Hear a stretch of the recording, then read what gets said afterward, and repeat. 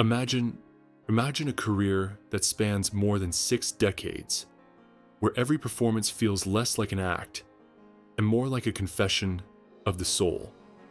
That's the story of Sally Field, a woman who isn't just remembered for her Oscars, her Emmy-winning roles, or her timeless place in Hollywood history, but for something much deeper, her ability to transform personal scars into unforgettable art. But here's the paradox.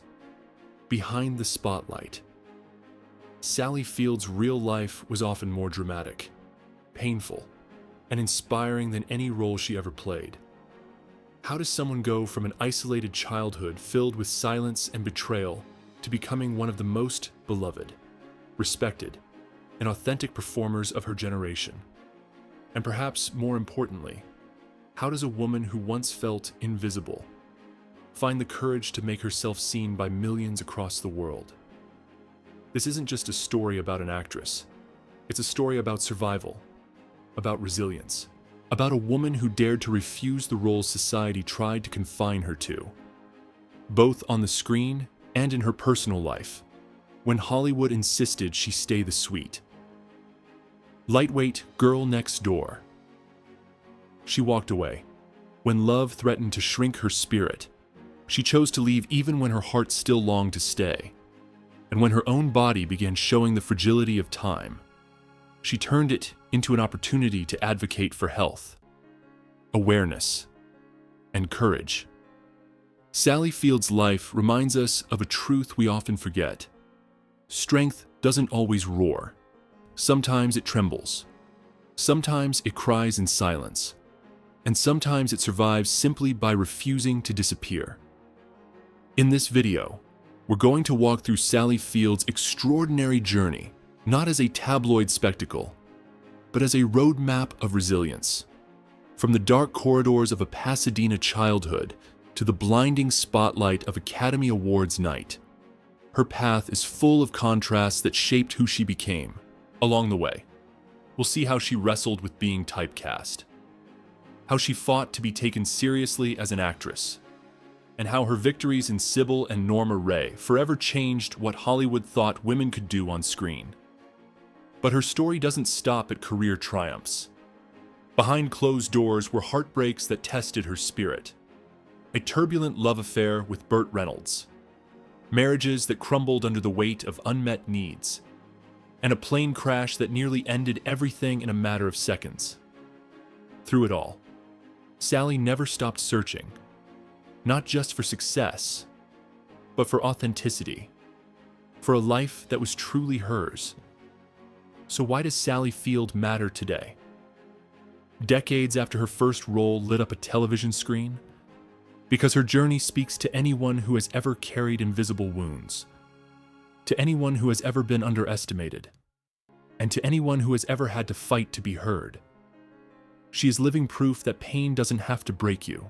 In fact, if you let it, it can become the very thing that makes you unshakable.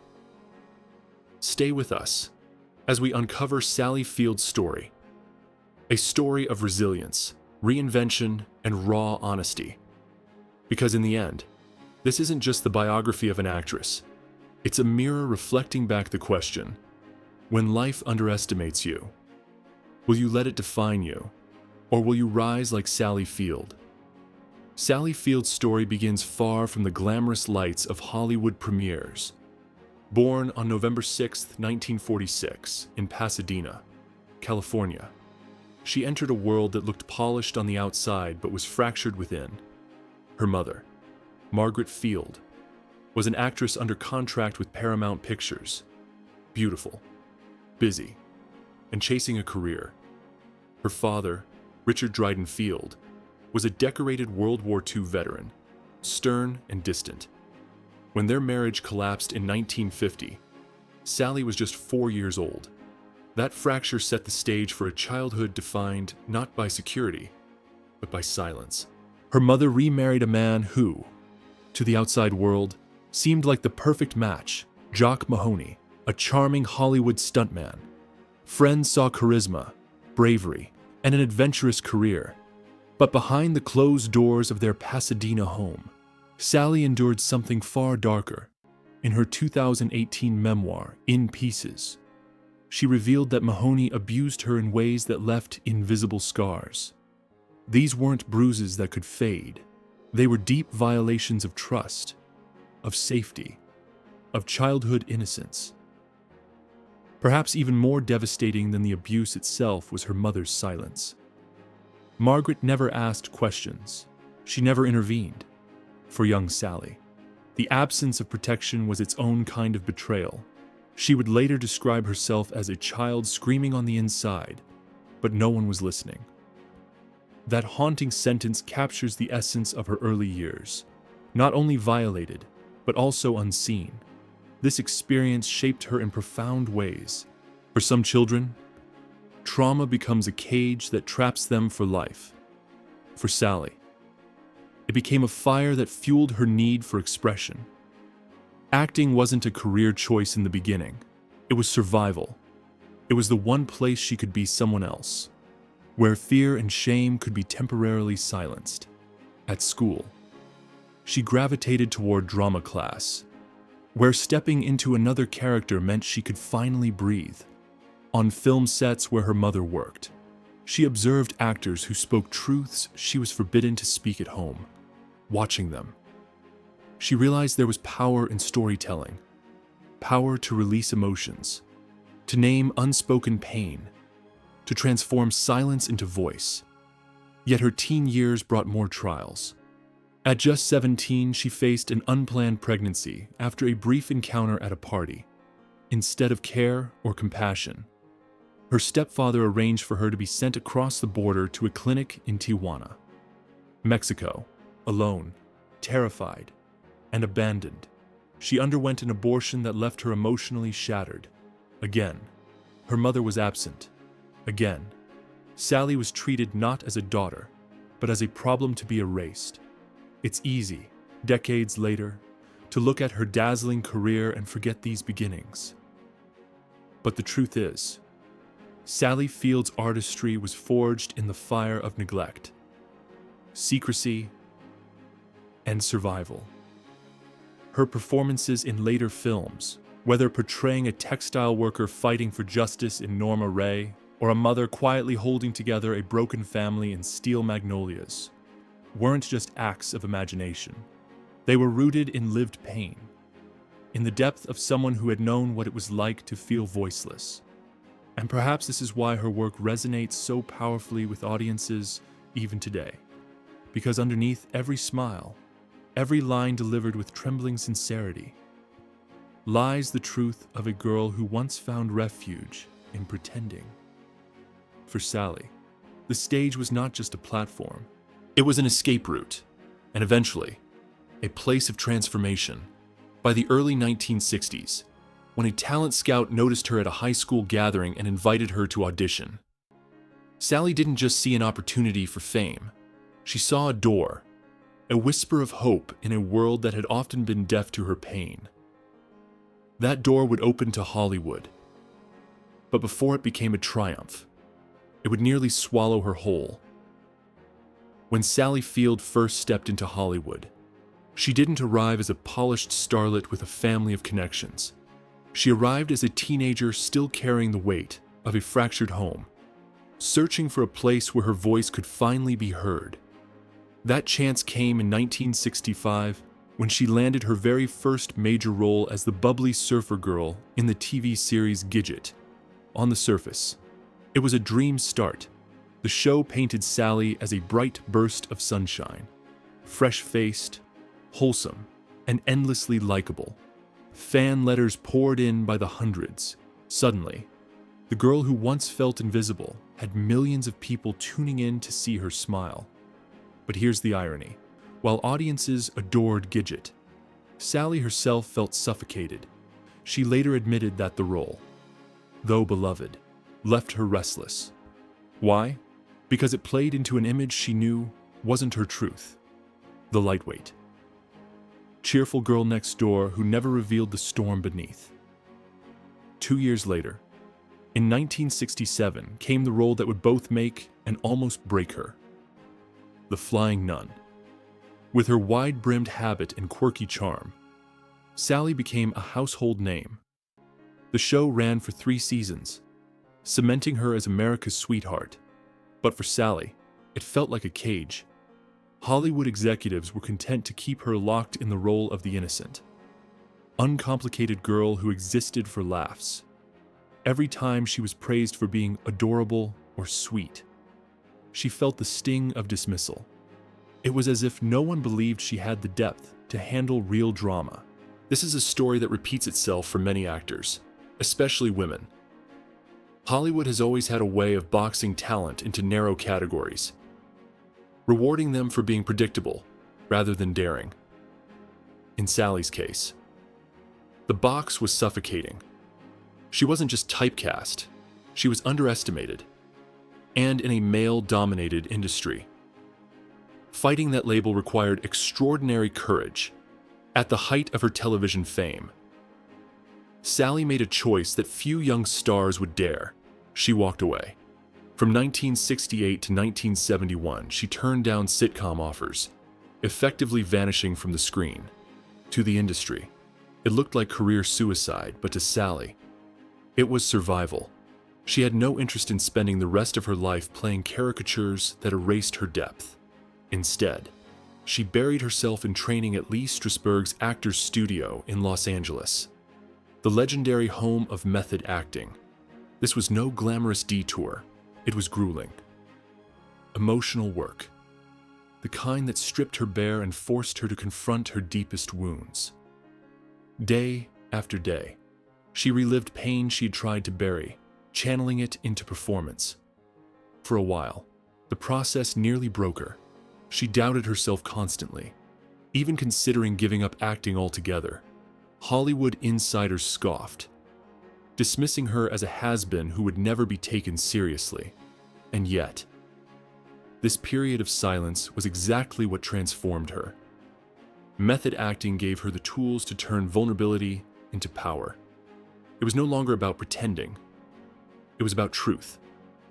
And truth was something Sally had in abundance. By the mid-1970s, the tide began to shift. She started auditioning for heavier roles. Though skepticism still followed her, casting directors saw the flying nun rather than a woman capable of handling psychological complexity. But in 1976, she shattered those doubts with a role that stunned the world. Sybil, in the TV movie. She played a young woman living with dissociative identity disorder, embodying 13 distinct personalities born from childhood trauma. It was a role that required not just skill, but raw emotional courage. And Sally delivered. Critics were stunned. Audiences were breathless. For the first time, people looked past the smile and saw the depth. She won her first Emmy, but more importantly, she won back her own sense of artistic worth. Looking back, Sally's early career is a lesson in defiance. She refused to let Hollywood's labels define her. She risked obscurity for the chance to tell the truth. And by betting on herself, she laid the foundation for a career that would eventually redefine what audiences expected from her. The girl who once hid in silence had now proven she could roar, not through force, but through honesty. And this was only the beginning. By the mid-1970s, Sally Field had already survived the highs and lows of early stardom. She had been adored on television, dismissed by critics, and nearly walked away from acting altogether. But everything changed in 1976 with Sybil. That raw, haunting performance proved she was far more than the flying nun. It was her declaration that she could carry roles of depth and gravity. Yet in many ways, Sybil was just the opening act to the transformation that would define her career. The true breakthrough came in 1979 with Norma Rae, cast as a Southern textile worker who dares to stand up for union rights. Sally brought to life a character who was gritty, vulnerable, and fiercely human. She wasn't just acting. She was channeling something that came from her very core. Audiences and critics alike were electrified. This wasn't a Hollywood sweetheart playing dress-up. This was a woman embodying the spirit of resilience itself. When she walked onto the Academy Awards stage in 1980 and accepted her first Oscar for Best Actress, it wasn't just a win for her. It was a vindication after years of being underestimated, typecast, and overlooked. Sally Field had finally forced Hollywood to take her seriously. That moment symbolized not only her talent, but also her refusal to let others define the limits of her ability. And she didn't stop there. Just 5 years later, in 1984, Sally delivered another powerhouse performance in Places in the Heart, playing a widowed mother trying to save her farm during the Great Depression. She immersed herself fully in the role, even living in rural Texas to absorb the rhythms of the life her character endured. The result was a performance so authentic and moving that she earned her second Academy Award for Best Actress. Her acceptance speech that night became one of the most famous in Oscar history. With emotion trembling in her voice, she said, "I can't deny the fact that you like me. Right now, you like me." Those words, often misquoted and sometimes mocked, weren't about vanity. They were about relief. The release of decades of self-doubt and dismissal. It was the cry of someone who had spent her career fighting to be seen and was finally, undeniably recognized. What makes Sally's acclaim so powerful is that it wasn't built on glamour or predictability. She didn't climb to the top by playing safe roles. She carved her place through courage, through choosing parts that demanded honesty, vulnerability, and raw humanity, from Steel Magnolias to Mrs. Doubtfire to Forrest Gump. She continued to blend strength with tenderness, reminding audiences that some of the most profound stories are told not with explosions or spectacle, but with quiet resilience. By the mid-1980s, Sally Field was no longer just a TV actress who got lucky. She was an icon. Her journey from the overlooked girl in The Flying Nun to a two-time Oscar winner was proof that authenticity could break barriers. And more importantly, her triumph showed every underestimated actor, especially women, that labels could be shattered if you had the courage to walk away from them. For all her professional triumphs, Sally Field's personal life was far from the Hollywood fairy tale many imagined. Love, for her, was never a simple script with a happy ending. Instead, it was a series of tests, moments of longing, heartbreak, and ultimately, hard-earned self-preservation. Her first marriage came in 1968, when she was just 22 years old. She married Stephen Craig, her high school sweetheart, at a time when she was still finding her footing in Hollywood. On the surface, it seemed like a safe harbor, a steady family life, away from the chaos of auditions and typecasting. Together, they welcomed 2 sons, Peter in 1969 and Eli in 1972. Motherhood was a joy for Sally, grounding her in a way nothing else could. Yet, despite the love she had for her children, the marriage began to unravel. By 1975, the relationship had ended quietly, leaving Sally with the painful realization that even stability could mask deep loneliness. Then came Burt Reynolds, perhaps the most famous and turbulent chapter of her romantic life. They met in 1977 on the set of Smokey and the Bandit, and the chemistry was instant. To the public, they looked like the perfect Hollywood couple, his rugged charm matched with her luminous warmth. But behind the glamour, their relationship was stormy. Reynolds could be charismatic one moment and deeply insecure the next. He often undermined her confidence, dismissing her talent and trying to keep her in his shadow. The irony was striking. While Sally was stepping into the most powerful performances of her career, in her private life she often felt belittled. When she won her Oscar for Norma Rae, Reynolds refused to accompany her to the ceremony. She walked the red carpet and accepted her award alone, even though the man she loved was just miles away, years later. Sally would admit that she was constantly trying to prove she was enough for him, a cycle that left her emotionally drained. Their relationship ended in 1982, but the scars lingered, decades later. Reynolds confessed that Sally was the love of his life. By then, however, she had already learned a difficult truth. Timing and love don't always align, and sometimes survival means choosing yourself. In 1984, Sally married film producer Alan Griezmann, hoping for the quiet stability she had long sought. They had a son, Sam, in 1987, and for a time, it seemed as though she had found balance. But once again, the relationship grew distant. By 1994, their marriage ended in divorce, unlike her earlier heartbreaks. Though, this separation marked a turning point. Sally no longer stayed in relationships out of fear of being alone. She had reached a stage where she valued her self-worth more than appearances. Looking back, Sally has spoken with candor and humor about her romantic missteps. "I've never been good at choosing a spouse," she once joked, though beneath the smile was a lifetime of lessons carved into her heart.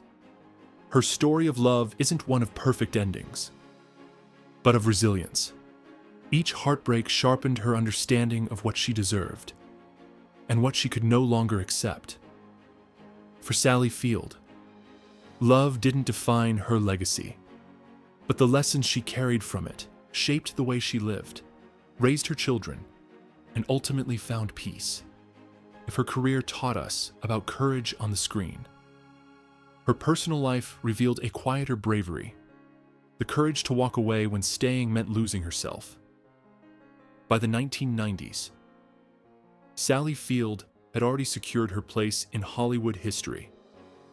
She was a two-time Academy Award winner, a beloved household name, and an actress respected for her depth and authenticity.